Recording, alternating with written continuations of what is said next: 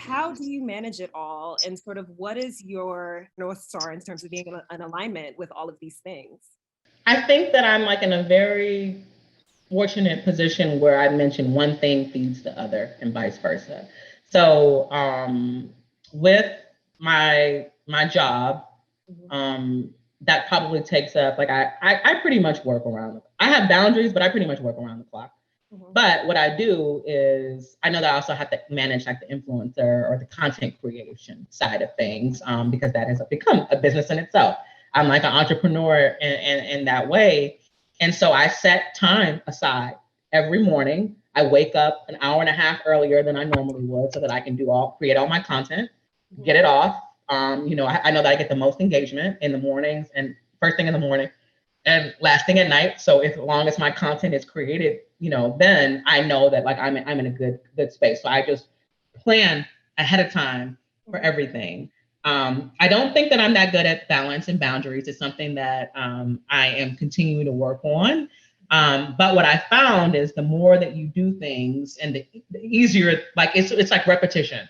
At the end of the day, with like a lot of like my content creation, I found what my style is. I know what works for my audience. And so I've gotten good at being able to figure out what that means. So that means that I don't have to constantly recreate content because I can just keep leaning into what I'm doing. And it's easy to work with brands because they let me do things. I don't agree to work with them unless they do things in my own style. So that's kind of one part of it. I'm even though I've been with my husband for over 10 years, we're still newlyweds. And so I have to make sure that I specifically carve out time to be, devoted to my partner. And that means like having date night every Friday, whether it's in the house or out of the house. And then making sure that we're both kind of setting aside time during the week and on the weekend, just dedicated to each other. That is very, very important. And then friendships, right? Like, like my girlfriends are everything to me, my tribe. And so making sure that I'm always leaving room to show up for them when they need it. And so I think that balance is something that I don't think I'll ever be able to master. It's just not one of those things you can perfect because life comes at you from so many different directions. And if there's one thing that I have learned is don't have a plan. I used to plan out my life and my career to the T. Nothing went as planned. Nothing in my life that has been good has gone the way that I planned. So it's really just about being open to what comes to you. And so that's kind of the way that I've been living with this baby, coming. I have no idea what to expect. I am terrified.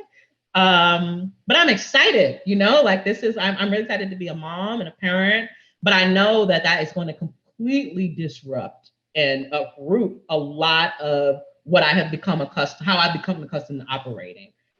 So that'll be like a whole new level of like balance that I'll try to find where now I have to make room to be a mom. So yeah, I'd say I don't really have any like tips or anything for that beyond just like try to leave space in your life for things that are unexpected. Don't fill up your time. Don't fill up your time so much that you're like exhausted and you never have time for yourself.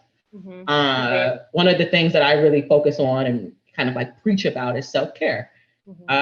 If you burn out mentally and physically because you're always giving and pouring out to other people and your cup is never getting refilled, you're just going to be empty a lot of the time. And I felt like that. And I do my best to never to get back to that place again, because that's when you start dealing with like mental wellness issues. So I'm a work in progress on that, but I do my best to just try to leave room for self and leave room for things that I can't anticipate.